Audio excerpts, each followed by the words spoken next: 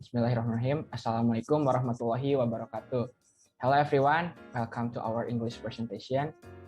I am Muhammad Indra Raditya, with my partners is Agung Bagja Anugrah and Elga Ahmad Firdaus. And we are delighted to be here today to talk to you about the difference between Islamic banks and conventional banks. Next. Our objectives today are tell the definition of Islamic banks and conventional banks.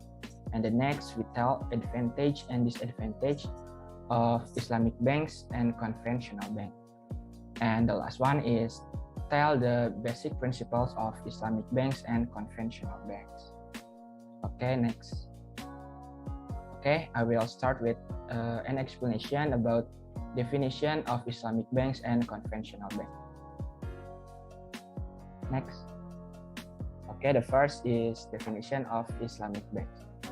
Islamic banks is a bank that carry out business activities based on Sharia principle or Islamic legal principle regulated in the fatwa of the Indonesian Ulama Council, such as the principle of justice and balance, or adal wa tawazun, benefit or maslahah, universalism or alamiyah, and does not contain doror, masyir, usury, injustice, and unlawful objects. It is based on Law Number 21 of 2008 concerning Islamic banking. In its activities, Islamic banks do not recognize interest because in Islamic law interest is called usury and it is haram. But in addition, Islamic banks offer profit sharing, profit margins, and fees. Next. Okay, the second one is the definition of conventional bank. Conventional banks are banks that carry out conventional business activities which in their activities provide service in payment traffic in general based on procedures and provisions that have been determined by the state. Conventional banks will accept all from all investment in all business fields as long as they comply with the requirements that have been set. In addition, conventional banks are only profit-oriented, setting interest as a price, and for other bank service, the bank uses or applies various fees in certain nominal or percentage. In a conventional bank, the interest of the fund owner is to receive a high interest rate on deposits, while the shareholders' interest to obtain the optimal spread between the deposit interest rate on interest rate.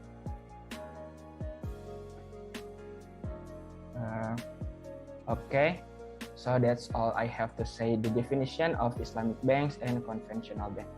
Okay, we move to the second subtopic, which will be explained by Elga Ahmad Firdaus. To Elga, the time is yours.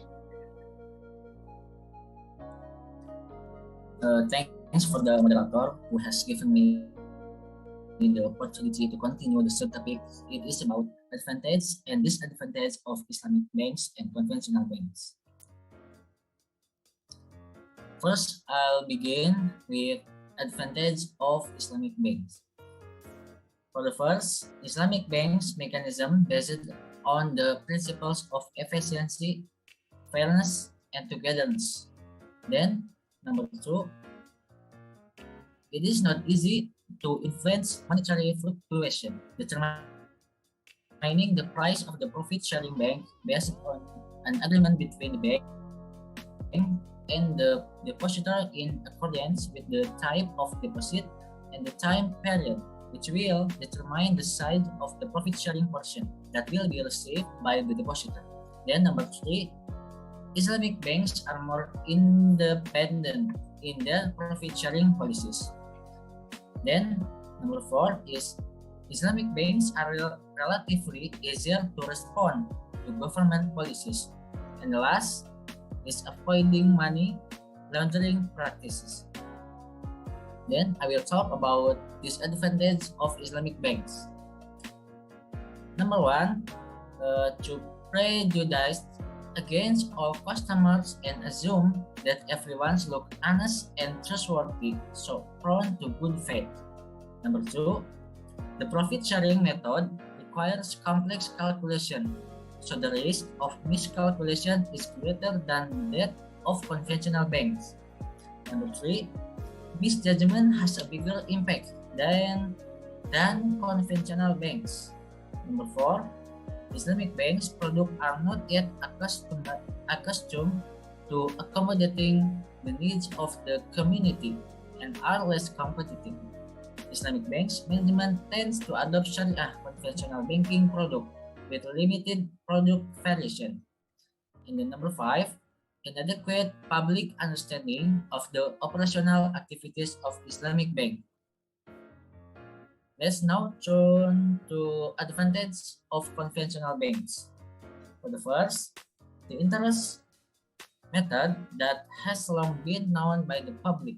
Conventional banks are easier to attract customers to deposit funds so that it is easier to get capital. Number 2, conventional banks are more creative in creating products with methods that have been tested and experienced. Conventional banks are more aware of the bank market gain and look for new gaps in seeking expansion. Number 3, depositors who are used to the interest method tend to choose conventional banks from switching to the relatively new profit sharing method. Then number four, with many conventional banks, competition between banks is more exciting, which can spur management to work better. And last, support for more established laws and regulation and government policies so that banks can move more confidently. And then I'd now like to move on to the next part. This is disadvantage of conventional banks. For the first, management factor, which is characterized by inconsistency in lending, excessive owner intervention, and unprofessional managers. Number 2, non-performing loans, because the procedures for granting credit are not complied with unlending to own groups and certain cycles. Number 3, fraudulent practices, such as bank within a bank and fictitious transaction. And the last is the practice of expectation that are too excessive and without calculation. That's all I have to say about. I will return to the moderator. Okay, thank you for Elga. And the last subtopic will explained by Agung Bagja Anugrah. To Agung, the time is yours. Okay, thanks to the moderator who is give me the opportunity to continue the subtopic. It's about basic principle of Islamic bank and conventional bank. Next. Okay, basic principle of Islamic bank and conventional bank. Number 1, the first principle relate to the growth of fund deposit by customer at the bank. Islamic bank do not apply the interest system, but rather apply the profit sharing system.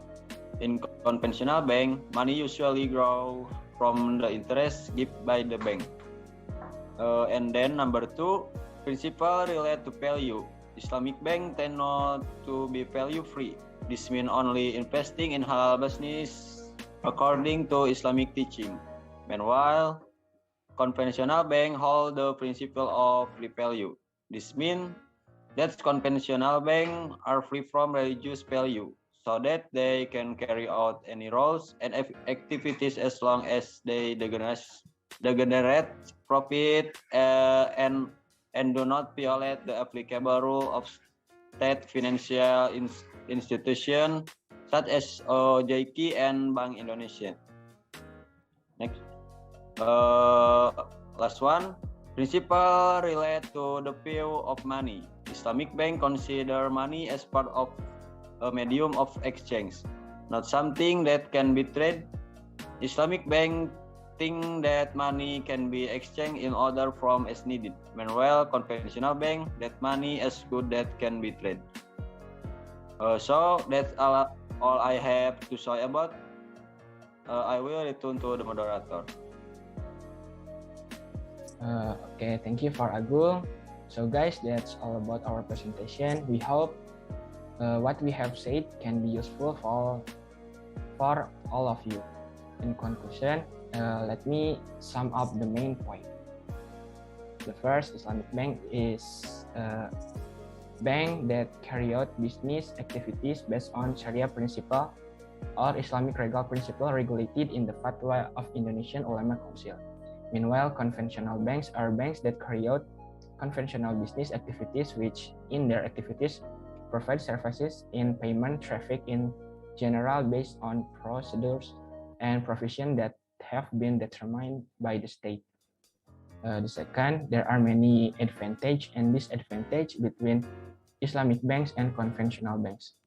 Which one is better? It comes back to the trust and comfort of the customers.